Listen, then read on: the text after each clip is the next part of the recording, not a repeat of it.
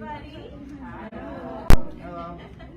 Welcome to this excellent program. We've had a fantastic summer here at the Lancaster Community Library. I'm Alice Cooper, the director of the library. I think I know most of you, but if I don't, welcome.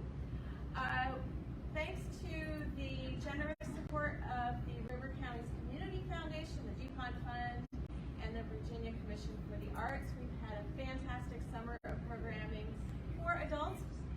We have had also a wonderful selection for teens and kids. If you would like to know more, there are some brochures on the table here. Help yourself. This is our last program in the series, A Special Evening With. And my stress factor right now is how are we going to beat this next summer? Because it's just been fantastic. One of the last things we have for the summer is bingo on Friday. Please come. It's at 3:30. It's an hour, and we have prizes from the Dollar Tree. It's a lot of fun, and it's right here in this room. So, without further ado, I am very pleased to announce that, as you probably know, we co-sponsored this program with the Lancaster, Virginia Historical Society, and the executive director, Karen Hart, will introduce our guests this evening. Thank you.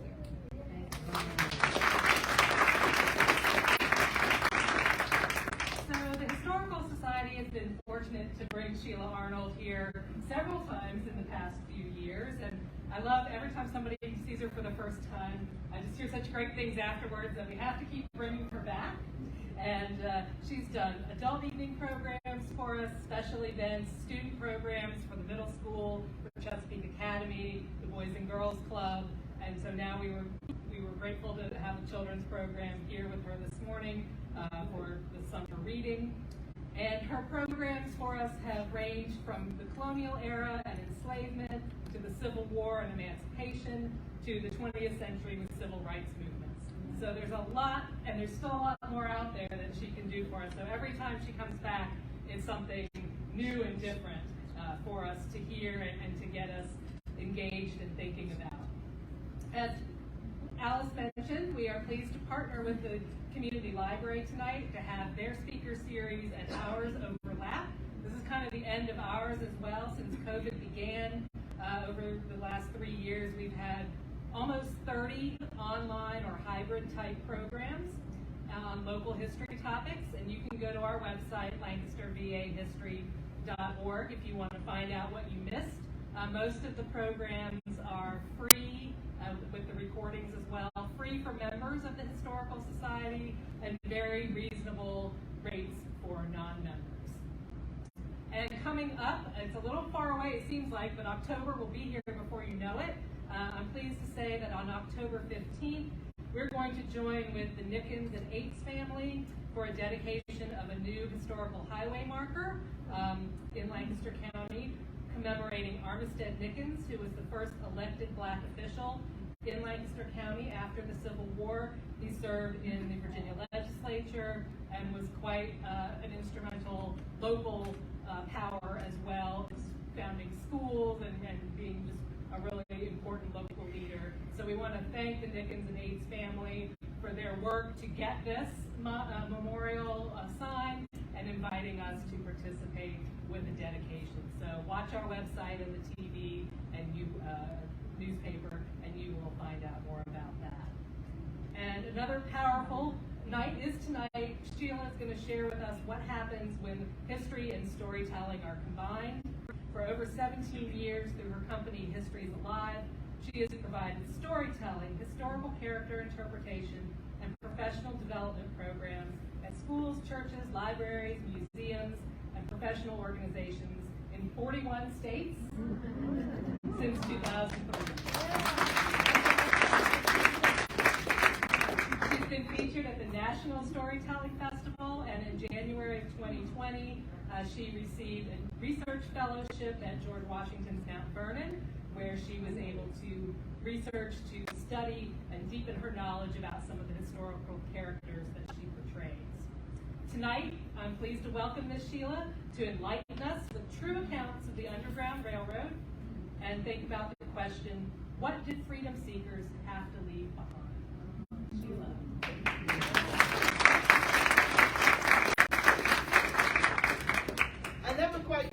talking about. You know, I always feel like I better figure out who that person is that they're talking about. So I am delighted to be back here and to be in a place that I can drive here now and don't need my GPS. So that's when you know you've been coming for a while, when you can do that. And you try to explain it. I haven't got to the point where I can explain how they can drive here, but I can get here without losing the GPS. So it's always really great and such a delight to be here. For those of you who are watching through Facebook, I'm so glad that you came on with us as well.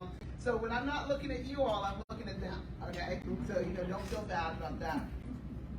So let's get started a little bit. I like to start this way. Go down, Moses,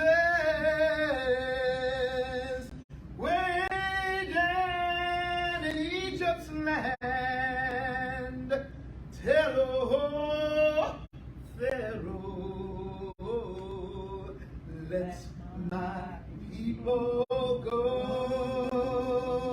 When Israel was in Egypt's land, let my people go. Oppressed so much they could not stand, let my people go. Singing, go down, Moses, way down in Egypt's land. Tell, oh, Pharaoh, let my people go.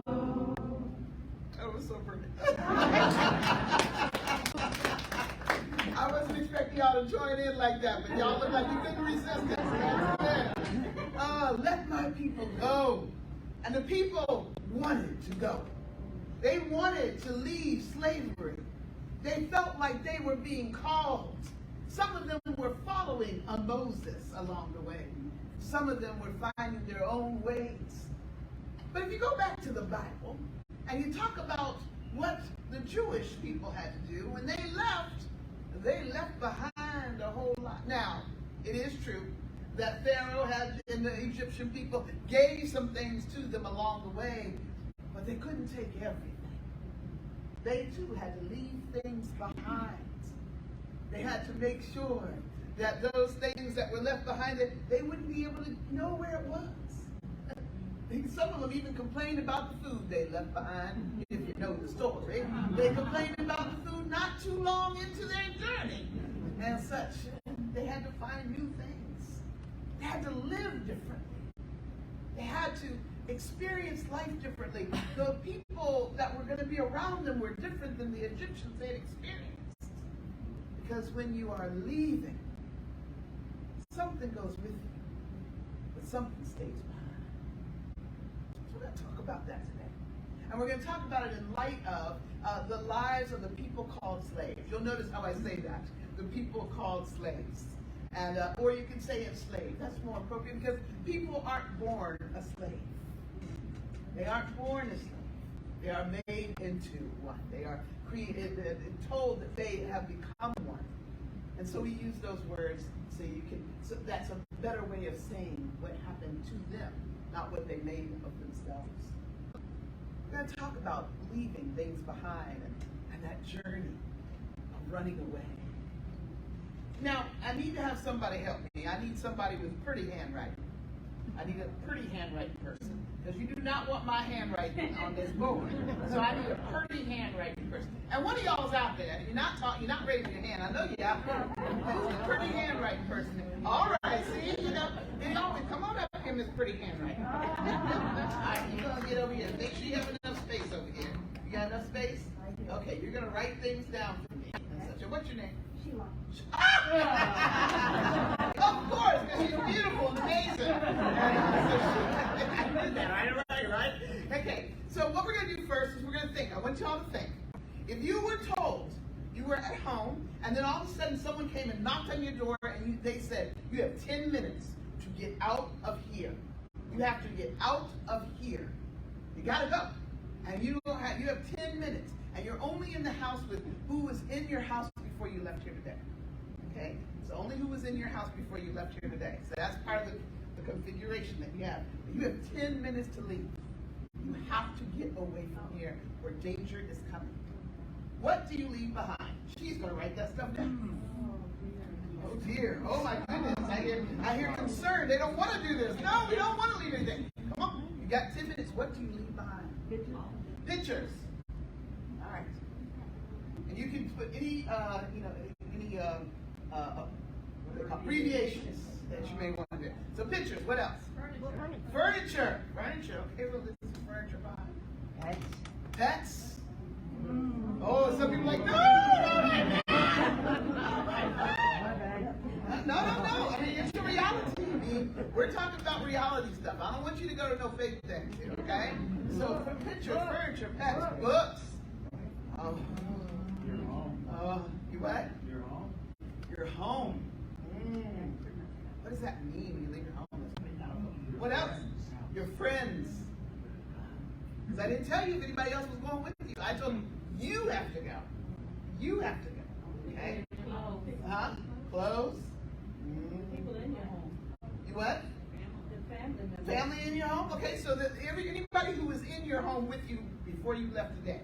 Okay, so if you were at the home with your husband, but your children weren't there, oh well.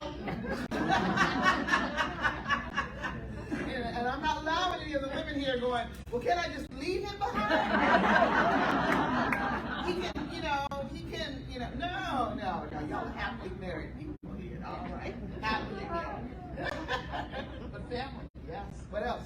Job. The what? Schools? Tools. Oh, yes. What else? Money. Is there anybody responding on there? On Facebook? Are they writing anything in there? They're watching, but they're not responding. Okay, that's fine. I'm just checking on you all Facebook people. All right, money. Oh my goodness, do we have to leave our money too? No. All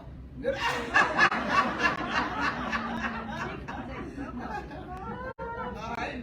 What else? Anybody else? Churches.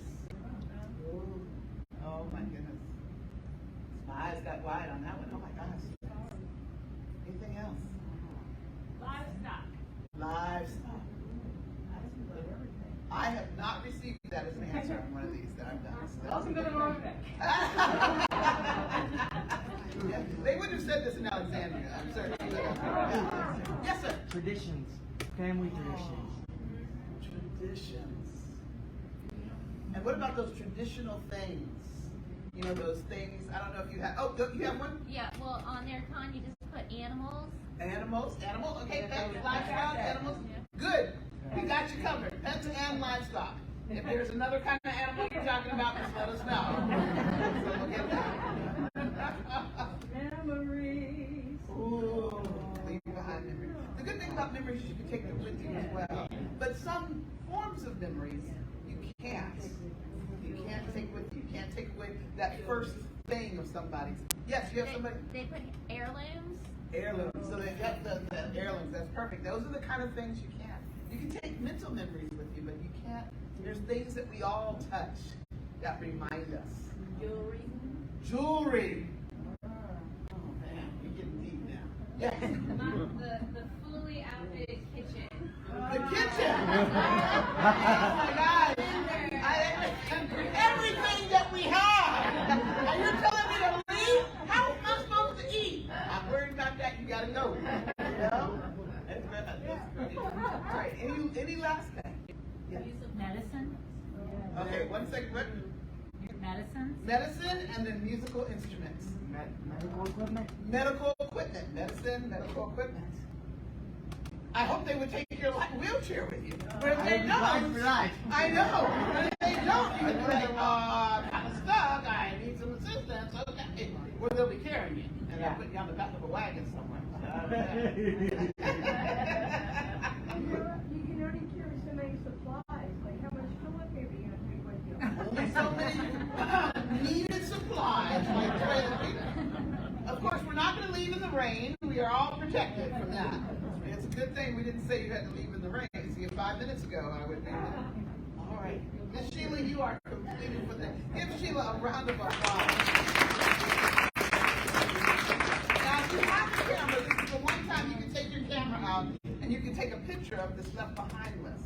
So you will remember some of the things that we're going to talk about today. This is a wonderful list. And Karen, if you take a picture of that for me, that'd be awesome. Because I like to keep these lists over time. Not much changes as I talk to people about this list.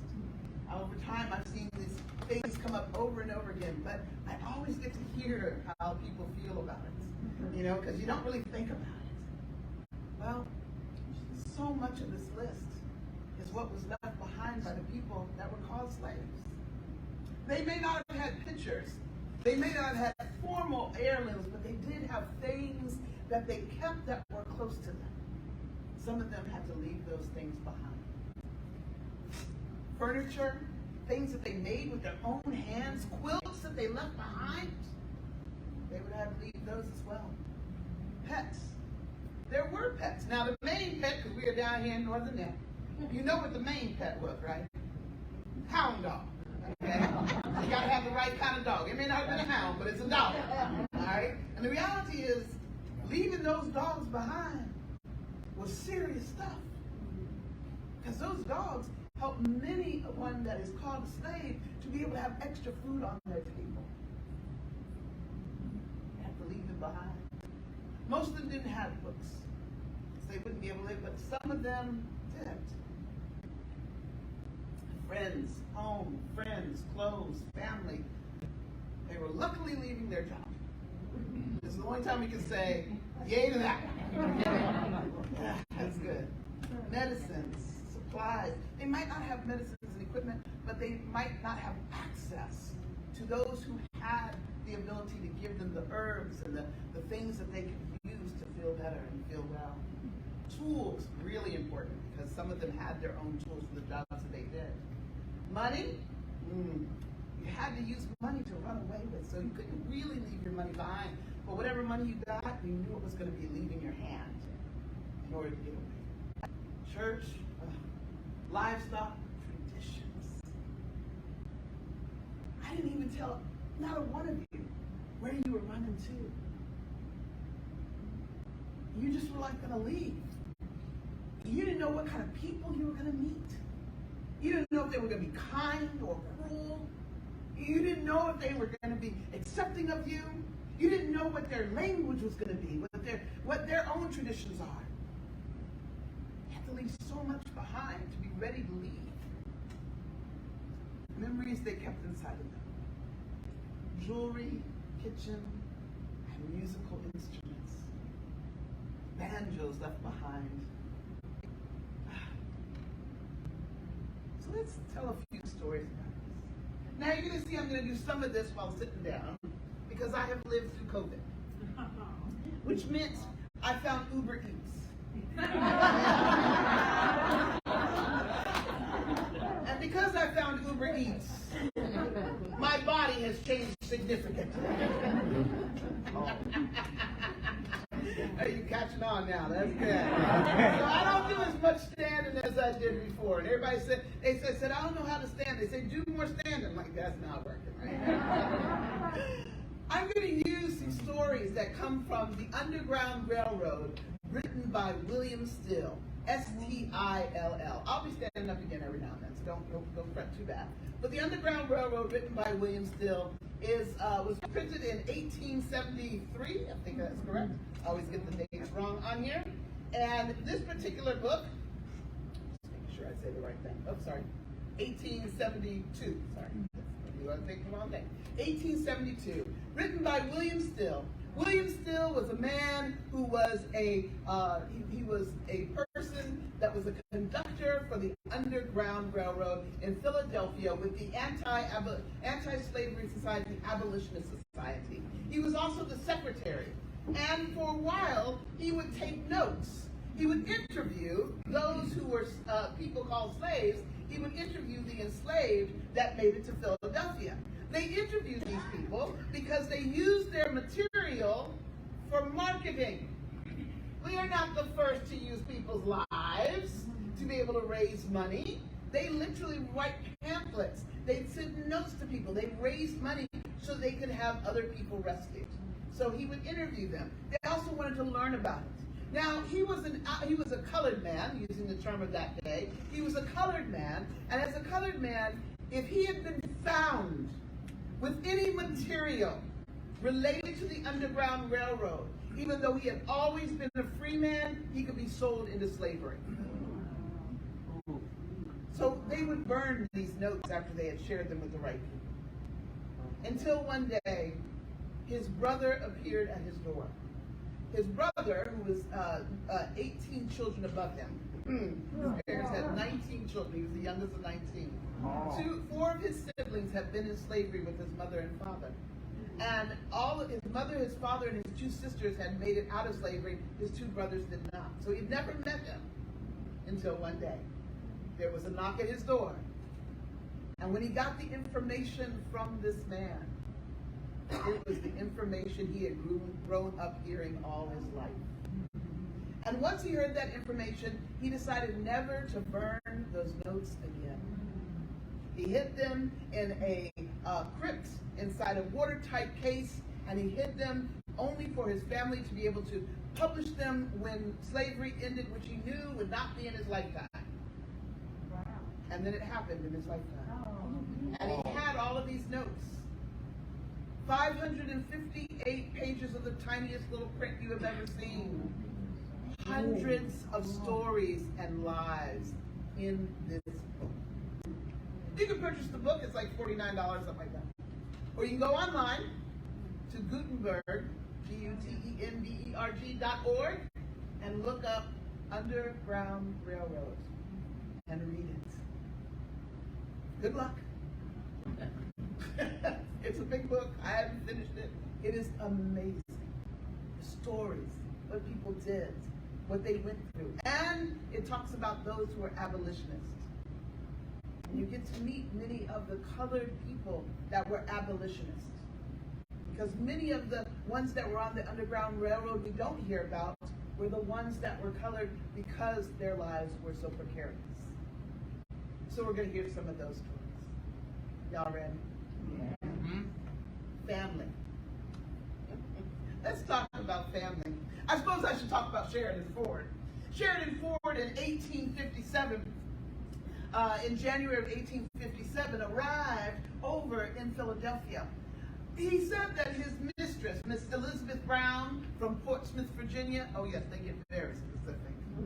Miss Elizabeth Brown in Portsmouth, Virginia, she was a relatively kind mistress. There wasn't much bad. He wasn't worked so hard. But it was in November of that 1856. In that 1856 November, he had done some small infraction, he said. And for that small infraction, he was lifted by the arms up to a beam, hung there, and then beat unmercifully. Upon that, he decided there must be a better way. And he began to hear the rumblings of this thing called freedom and this place that you could get to. And he wanted to be there. And also hearing word that he was about to be sold, he ran away. Well, he didn't know where to go, but he said that rather than be around, that he would prefer to be in the woods, which is where he ran, with the reptiles and the animals, than to be with the barbarians that considered themselves civilization. I don't think he actually said that. I think William Still wrote that for him. But he did run to the woods. And he stayed in the woods, and people brought food to him. There was a friend of his that kept bringing food to him over and over again. And he was very happy about it until the friend was caught. And trouble got him. And so he ran again. And he ran until he found a home of someone, and he began to live not far from their home, being hidden away. Until finally, someone connected him to one of the people that was on the steamship called the City of Richmond. You see, between Philadelphia and Richmond, there was a regular steamship that went back and forth. There was a regular cargo that went back and forth. And there was that other cargo that went back, but not forth. or maybe fourth and not back. And so, if they could get to the city of Richmond, they could be secret to the border and make their way to Philadelphia. Finally, it happened. He was able to be found, and someone put him upon that ship, and he made his way to Philadelphia. But when he arrived in Philadelphia, he told the rest of the story. The person he left behind was his wife. Jenny was her name. They had 2 children. He wrote that in those years that their children, that Jenny had never been given the opportunity to raise them as her own. He left her behind. He knew what had happened to her. Sheridan knew because when he had run off, he had heard word. Jenny had been arrested and thrown into jail, even though she was an enslaved person. She was thrown into jail on suspicion of conniving to help her husband become free. He hadn't even told her he was leaving. And while she was there, she was beaten, left behind. He wrote how much he wanted to see his wife again. All through this book, you'll see these stories of men and women leaving behind their spouses. Not because they desire to leave behind their spouses. That is not ringing for any serious thing, right? I just checked the weather, it said showers. Okay, very good. We don't want that to be a for you. Just checking. Fire You are station. okay in there, Facebook girl. Okay. But there's so many of the stories are men and women leaving their spouses and leaving them without even telling them. Because they didn't want to put them in harm's way. And because they knew they had to go. That they would write back about their pain of wanting to have their family back. Sheridan goes and he goes away and he goes to Boston and he does well. Henry Camp, he was another one. Henry Camp decided to run from Richmond, Virginia, where he was working. And in Richmond, he was doing the work, and his master was going to sell him, and he decided to run. And his mother, who was an elderly woman, said, "I'll run with you." And so they ran to the woods, but she kind of got tired of being out there. And she returned home. Well, he didn't return home. And she understood why, and she never diminished what he did, but he also realized what they were going to do.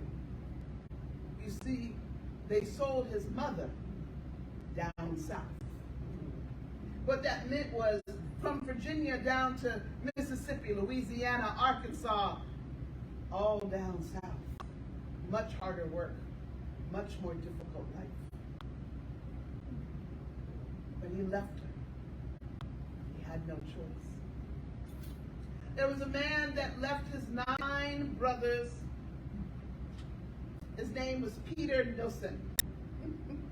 They said that when they found him at 24 years of age and he came up there, that when he knocked on the door, they were certain that he was someone looking for a slave.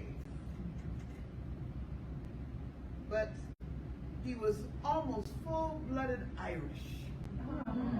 The only thing that gave him his way was his white hair that was woolly. He was an enslaved person, leaving his 9 brothers behind. Leaving family. It is never, never, never easy. Let me make sure that I have the right page number for this. But they did, and they did often. Clothes. They left clothes behind. And sometimes when they left clothes behind, they asked the clothes to be sent back to them. Let me go to this page. Dear Mr. Steele, that's from L.D. Mansfield, who is now in New York. He's a free man. He said, Mr. Lemon wishes me to write to you in reply of your kind letter conveying some information. He wishes you to send the coat and the cap by his sister when she comes. Oh, and the papers as well. They always wanted the little they had. They even would write back to their mistress or master after they had run away, requesting to have some of their things sent. Now you know you bold. You just stole yourself away, as they said it, and you gonna write back. Send me my things while you're at it. They ran away from their name. One of the things they left behind were their names. What made this book so important, so special, is that when people would start looking for their family, and this is what he knew, when people were going to look for their family, because when you run away, and when we have devastation, we know what we do first. We go looking for our family. And that those that have become free were going to look for their family first. And he knew they were going to need to know their new names.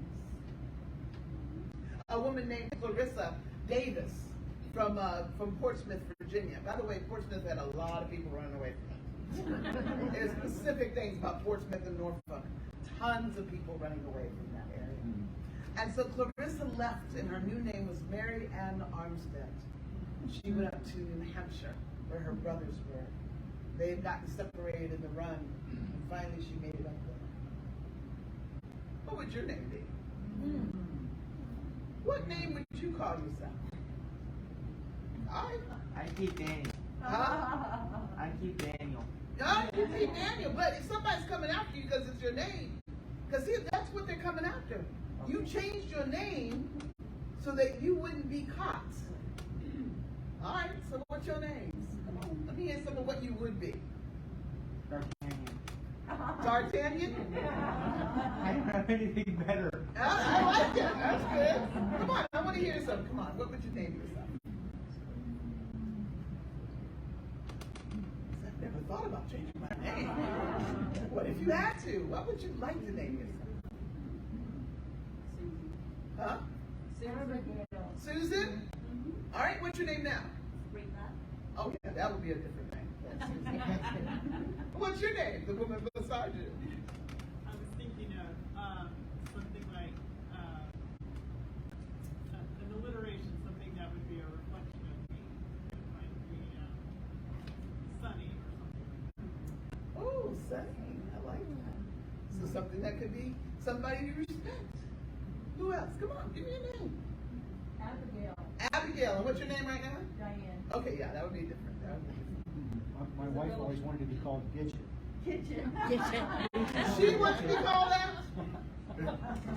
Please tell me your name. One more person. Give me another name. Foster. Huh? Isabella Foster. And why would you give yourself, and what is your name now? Carolyn. Oh, they are different. And why would you give yourself Isabella Foster? I just like it. But can you imagine? You have to change your name and leave that behind.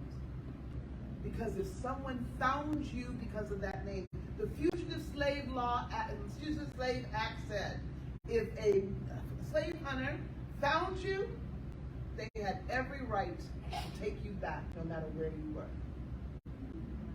Every right to pick up from your new home and take you back. So yeah, you're going to change your name.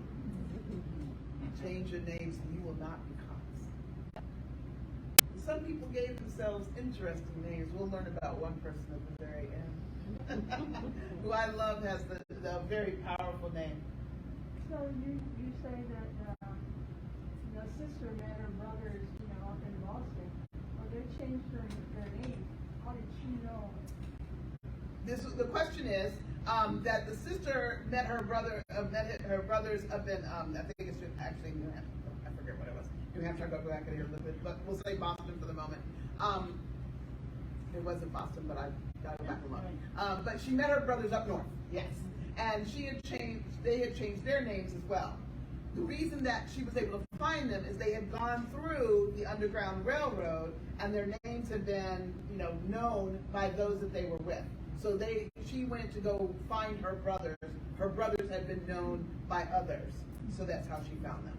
It's a great question, and that's, it's a really important one. How do you find your family?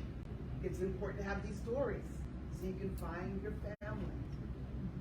It's important to have these stories for you. So if you all decide to leave quickly, find somebody who's going to stay, or at least somebody when you get to the next place that will write down who you really are and hide it away. That'll be good. Some people left their country. Some people left behind their country. The only place they'd ever known was here. And they went to Canada West for a moment to be free. Because they knew they could be caught. It was too easy. There was a man who rode with Harriet Tubman. And when he ran away with Harriet Tubman, he was a large man, a big man, and when he was advertised in Delaware. I mean, he's advertised. And even a picture of his face, a likeness of his face was actually put on the advertisement. He was worth so much. The bounty hunters were coming for him. He arrived in Delaware at one of the safe houses that Harriet knew, and one of the men who cared for him came in and said, "You're the man." And he showed him the advertisement that had been plastered around. Now they had to be more careful, and Harriet Tubman knew they would have to be much more careful as they ran. But this man believed with all of his heart that he would never make it. That someone would stop, that somebody would rather get the money than help him. And so at that moment, a man who had been one to always help, who had been one to sing songs and be jovial, he became sad. They say his entire countenance fell, that his shoulders fell. He didn't even walk like a man with a purpose. He walked like a man going to death, waiting. And so when they put new clothes on him and they put him into a wagon and everybody was beginning to feel better, they got up north and they got right over there to New York. And they were going to take a bridge over on a railroad train over from New York over to Canada. Because there, under the lion's paw, as they said, for it was under the commission of England, under the lion's paw they would be free. They got off the carriage to the train station. He said he became sadder and sadder, knowing that it was not ever going to happen, that someone certainly would step in at this moment, because he had seen and heard how many were looking for him. But with fancy new clothes on, they all got aboard the train, looking like free Negroes, free colored folk. As they went across the train, Harriet began to talk to them about freedom and hope and joy. And she went in front of this man and she said, look now, we're almost there. And when they got to a certain point, the middle of that bridge, she said, we are now under the lion's paw. You are a free man. You are free. But he could not imagine it. And he sat still looking out the window with sadness in his eyes and his face.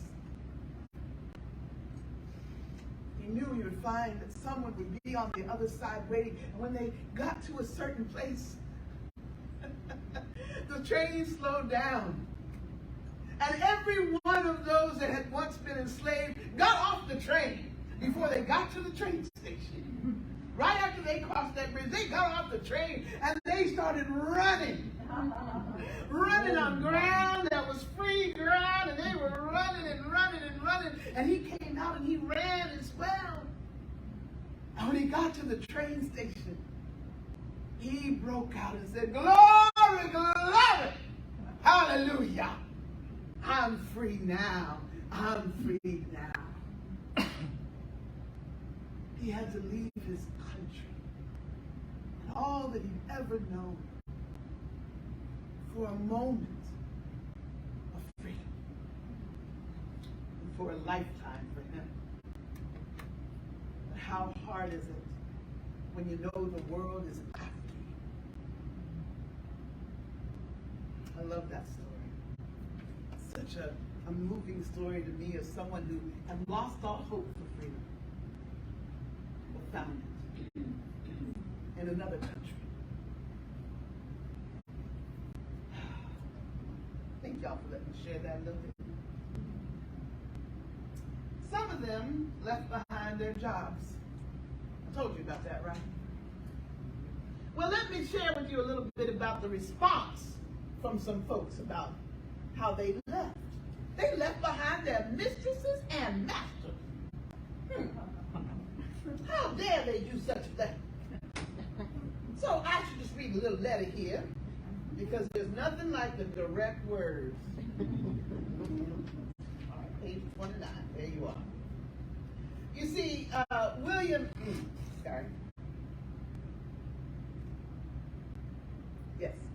William, at least that's what he changed his name to. He called himself Henry later on. His name was Henry. He called himself William later on. William had left behind his mistress in Richmond, and his mother was there as well. Well, she found out where he was. She was a widow, and she had taken care of him for a good bit of time. And he wrote back to her to tell her she was gone and to check on his mother. So she wrote back, "Dear Henry, your mother and myself received the letter. She is much distressed at your conduct. She is remaining just as you left her," she says, "and she will never be reconciled to your conduct. I think, Henry, you have acted most dishonorably. Had you made me a confidant of me, I would have been better off, and you as you are. I am badly situated, living with Mrs. Palmer, and having to put up with everything. Your mother is also dissatisfied. I am miserably poor, and I do not get a cent of your hire or James's, the other one that ran, besides losing you both. But if you can reconcile, do so. By renting a cheap house, I might have lived. Now it seems starvation is before me. Martha and the doctor are living in Portsmouth, her daughter and her son-in-law. It is not in her power to do much for me. I know you will repent of it. I heard 6 weeks before you went that you were trying to persuade him off. But we all liked you, and I was unwilling to believe that. However, I leave it in God's hands. He will know what to do. Your mother says that I must tell you Servant Jones is dead, and old Mrs. Gaunt. Kid as well, but we are very uneasy losing your and James's iron. I fear, poor little fellow, that he will be obliged to go. There was a young one that she was going to sell. So as I am compelled to live, and it will be your fault. I am quite unwell, but of course, you don't care.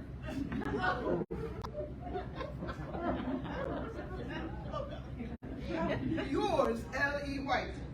P.S. If you should choose to come back, you could. I would do a very good part for you. By you, Toller and Cook have a good part by you.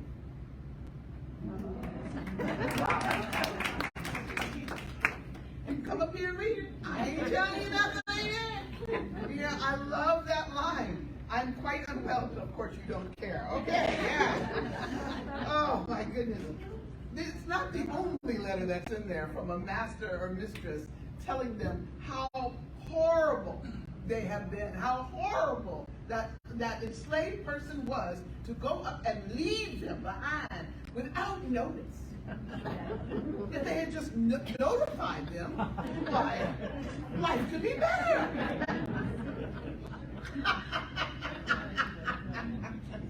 And some of you are imagining your own job. You're imagining your own job, and you walking out and they're going, how dare you leave me? I know I made you work overtime every single day that you were here, and I didn't pay you, and I never gave you a promotion, but how dare you leave me? You know? So I just think that is one of the funnier ones. That left behind, it gets a little bit of a joy in me. But the boldness to write back. Wow. I haven't quite got up to that stage yet. One of the questions is, would you come back? After realizing that your life is in danger, after they were slaves, that they were held as slaves, they were enslaved, they lived that life, they're now free. Would you go back? You shake your head easily. No. You nod your head easily. For family, I can. Family calls on you. 40 acres. I agree with her. I'll take the 40 acres. Well, you take the 40 acres, you ain't gonna get no 40 acres. That was all made up somewhere along the line, but that's okay. But yeah, just, would you go back? And the only reason people did go back was for family. That's why Harriet Tubman went back. She went back to go pick up her husband, little philandering thing. But I'm not here to talk about him. But since he had already gotten married to somebody else, she gave the clothes that she had for him and gave them to somebody else. Ouch. And took them, and then realized she needed to bring her family back. And she'd bring back a lot of other people along the way. She wasn't the only one. William Still's brother was Peter Still. Peter had been in slavery. He had been down in the Alabama area. He made it to freedom. But he left behind a wife and 2 boys. Once all the things worked out and he figured how they were all related and all that happened, he still only had one thing in his heart. I have to get my family. Well, what the first thing that folks did was they started to raise money so that, they could go down and they actually put money into the hands of a person to go down and purchase his wife and 2 children. But because of circumstances, that person never made it down there. He was looked at while he was in Indiana, getting further down, and they wanted to know why he was there. And they wanted to know what he was doing, and he was looked at as a stranger, and eventually they ran him out of that town. And he couldn't go any further to go down and get the family of Peter Still. He had connected with them and planned for it, but he couldn't go any further without more danger to all of them. Peter waited again, and they tried different plans. And then Peter went by himself. He was not going to be welcomed. He couldn't just go up to the door and say hello. So he took many of the same steps that took him up. He took those same steps down. He sent word to his boys. He asked them to meet them by the water. Meet him by water. And then they would go to their mother where she had been placed and get her. Under the cover of night, he made his way down. When day came, he had to hide himself in oak, poison oak. He had to hide himself in trees. He had to find ways that he could be secret. but he did meet his sons. He got on a small skiff. He did go into where his wife would find them. And he did make it back. But it took so long. It was hard for him. He lived and they survived and they did well, and they actually wrote about Peter Stills, was one of those pamphlets that was put out. But then the posse came looking for him. And they had to move again and again and again until he too left this country that he had always known with his family. Because going back cost. Going back cost. It's fairly easy for us to nod our heads. Because we want to be those people that would go back. You ever wanted to be the person that does the right thing? The best thing, the good thing? But it's hard to do when it's put in front. And is it worth leaving? I'm going to end on that story. Is it worth leaving? I'm not going to read all of this, but some of the wording is so beautifully said that I don't want to mess it up. And since I don't have a brain for memorization anymore, that left me long before COVID ever came. I didn't even have COVID for that one. But I still think I had a COVID mind before they, explained that.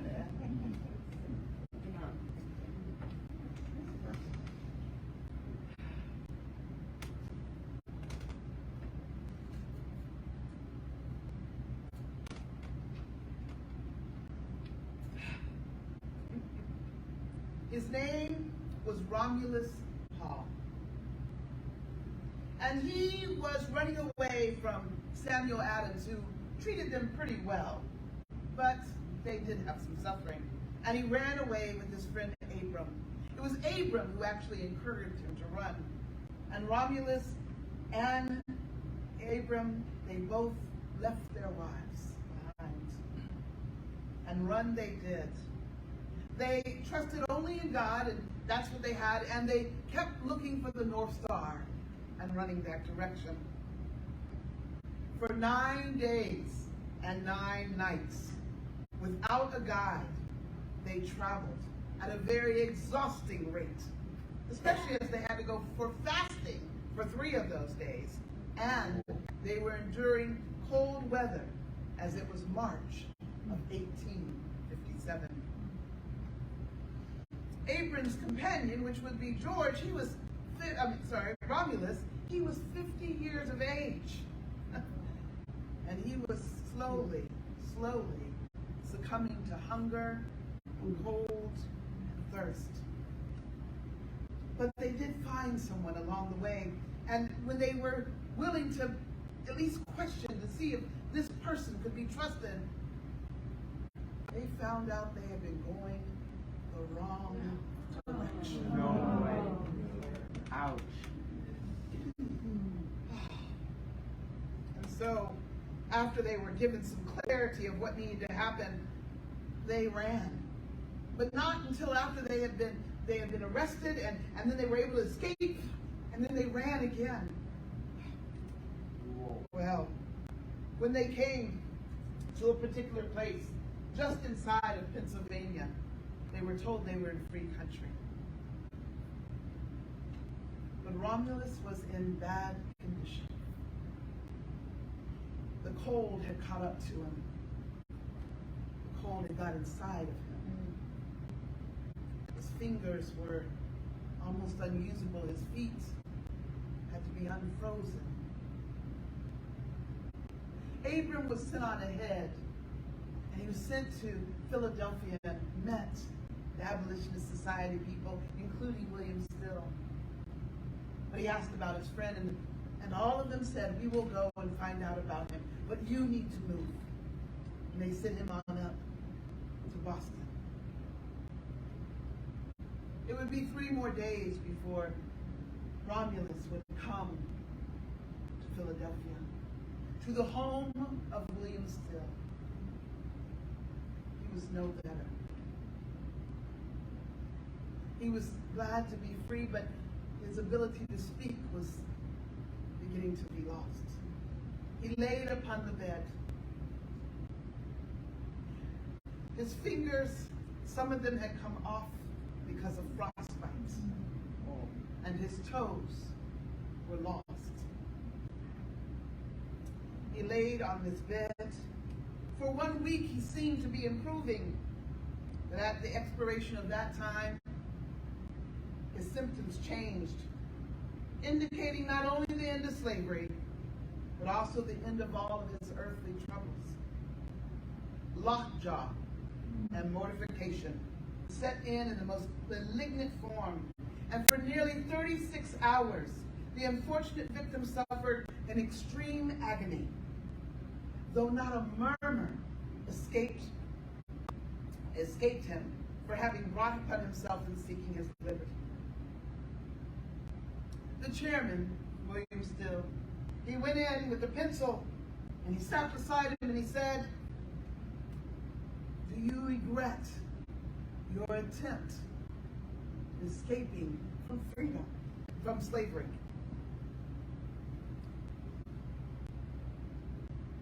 Romulus began to seize and spasm. His mouth worked but could not open and speak. So William turned to leave. And then he heard, "Go. Go. I have not answered your question." William turned. "I do not regret. I am free."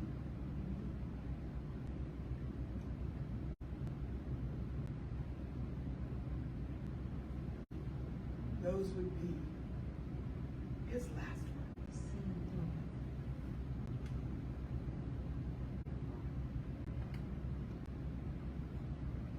So much was left behind, but it was worth it. In these days and times that we have now, there are others that are leaving things behind. The people in Ukraine, so many of them, have left behind all of these things. An opportunity or the hope that they might one day return, but they might not. Or at least not to a country they know or recognize. There are fires in our country. People have left everything and just enough clothes on their back to leave. As we think about those around the world, and as we thought about those who have been enslaved and how our heart hurts for them of what they've left behind and how we rejoice with what they have found in freedom, let us have that same heart for all who have to leave things behind. Let us be part of their railroad, friends and helpers, so that as they change, as they go to new places, they will realize it was worth it, and we helped them to make it.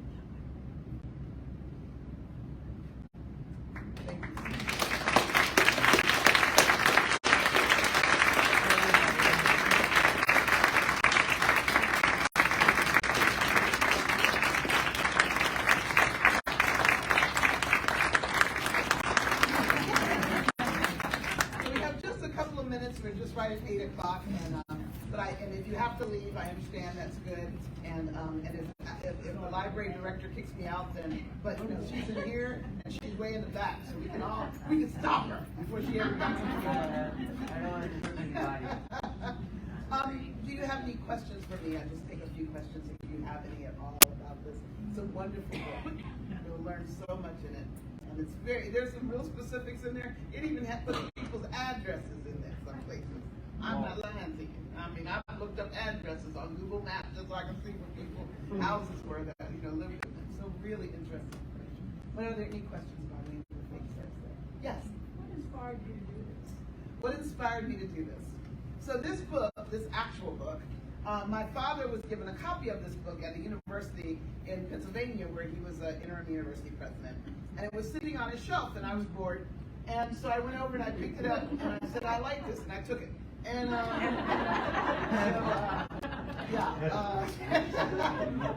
father does not appreciate that part of the story. But he also hasn't gotten the book back. But I just started reading, and it hit me that I hadn't heard these stories. And I was like, why haven't I heard these stories? And then I was stunned by the stories. I was stunned by what people went through.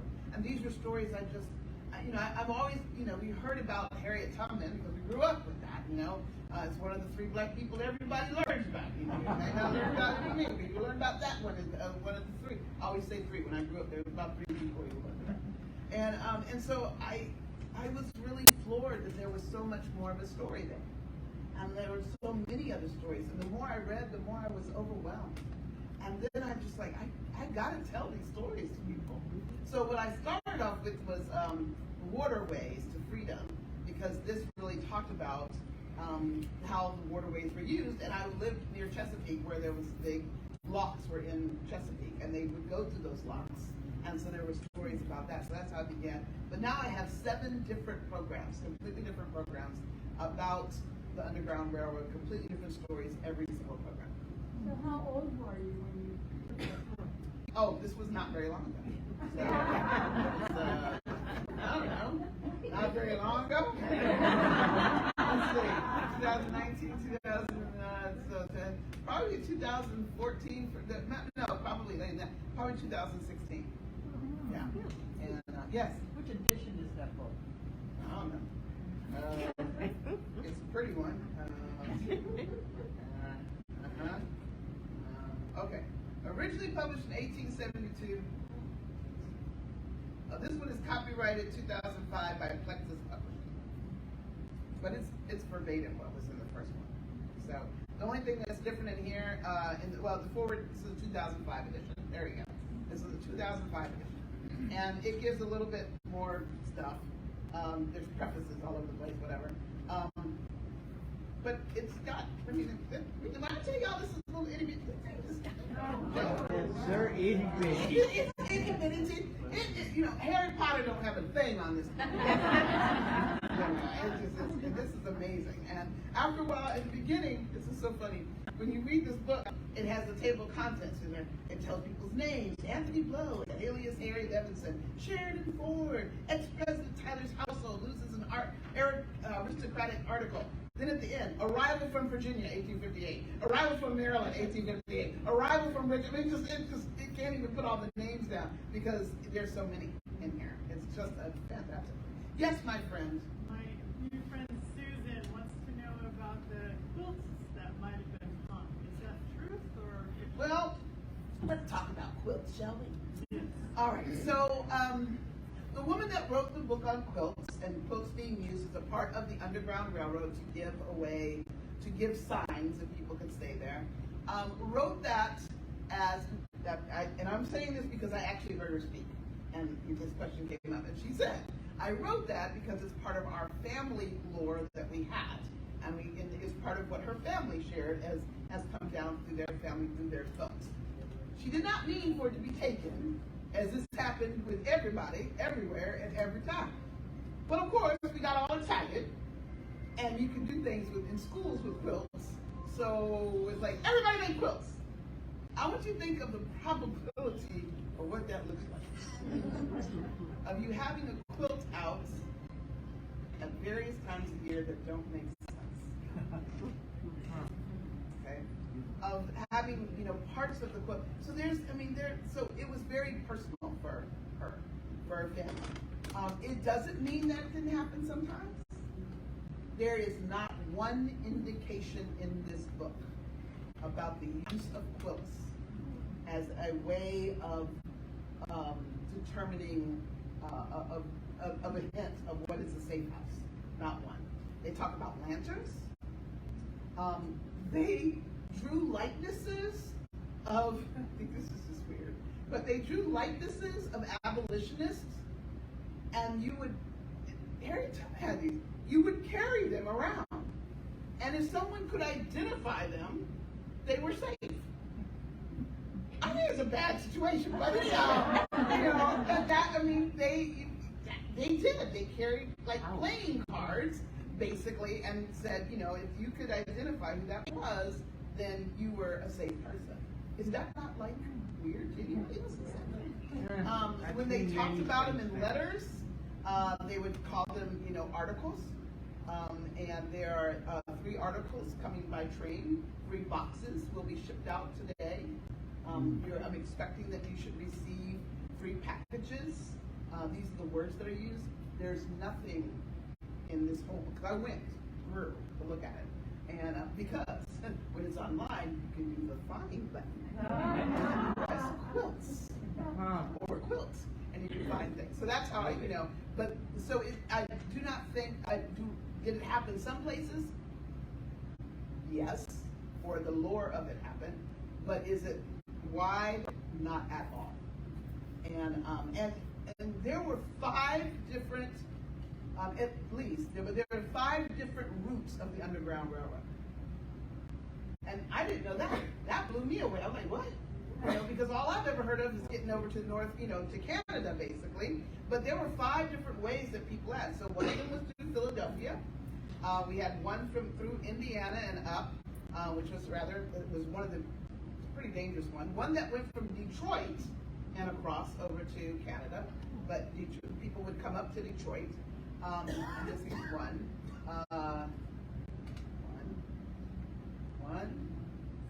Oh, yeah, no, one, 2, 3. There's another one. I'm sorry. Across the Cincinnati River, Ohio River, and that goes from Kentucky over to Ohio and up, and then one that goes from Texas into Mexico. Yes. Wasn't there one that went to either the Dominican Republic or Haiti? I don't know if there was a Underground Railroad that did that. Oh. But I could look and see. I hadn't heard that. So that's it. Not until last year had I ever heard of Texas. So Mexico being something. And I was like, ooh. Okay. So, but I will check that out. Yes. You made a reference to your memory as not being that good. But I would say that you have a really good memory. And in order for you to tell stories like this, it's wonderful. And I was wondering if you could talk a little bit about that craft. Were you always a storyteller, or is this something that you just developed as a result of this book? I've been a storyteller for a long time. Pretty much I like to talk. I was the kid that, after, at the end of the school year when they give the annual report cards or the quarter or whatever, they would say, Sheila's a lovely child. Could you ask her to shut up? She participates too much. So that was who I was. I also was raised in a family of storytellers. And my father deeply loves history. And being a daddy's girl, I loved to do anything that my dad did. So he loved history, so I loved history. So that was easy for me. But over time, I realized that I was always telling stories. Everywhere I was going, I was always telling stories. And then when I had my son, many years ago now, 36, I started telling stories wherever he was. And so I just continued to do it. It's been a gift that is, I am naturally a gifted speaker. That is a gift. Combining that with history was a love. And it was, it was one, so I just loved history. What I hated was boring history teachers. I hated history that was like, here are the dates. That's what every test was. Here's the dates. Here are the people. But there's no story behind it. Well, I love the story. I want to know the story of the people. So when you had a good teacher who told the story, that was cool. And I wanted to be able to be that person. So when I started doing character work at Colonial Williamsburg, where I used to work, you could put together story and history. And now I can put it together.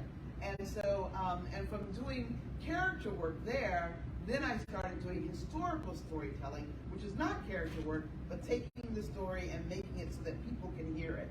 And putting lots of things together, finding what connects and such. And then trying to relate it to the day.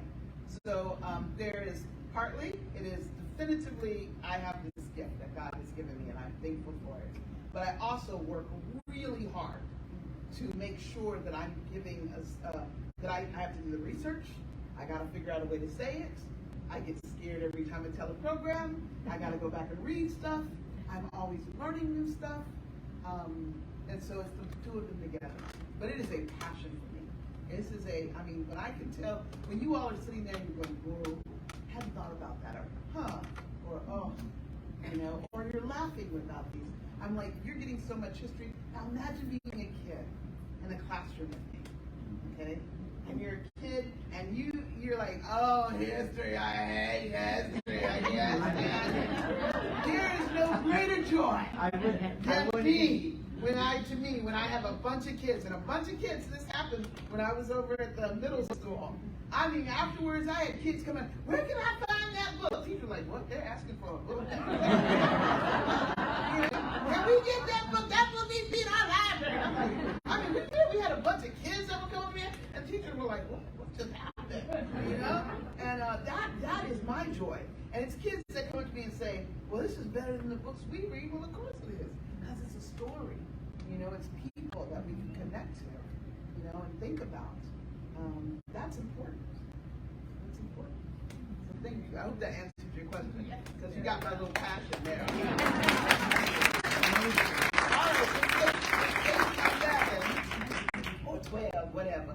And I know that y'all sit here all night. I ain't doing it with you. So and all y'all people on Facebook, and they're like, oh, she's still talking sometimes. So all they have to do is press a button. They're at home. All y'all got to be at home. And such like that. I want to thank you again. I want to thank Lancaster Historical Society. Historical, I always say it wrong, and I'm always worried about that. For letting me have the thank you, Daniel. And I want to thank the library for allowing this. And thank you for coming out. Thank you for taking a moment to walk this through it. I hope I gave you just enough for you to go online and go find out more, and that you'll be excited as you tell the stories to the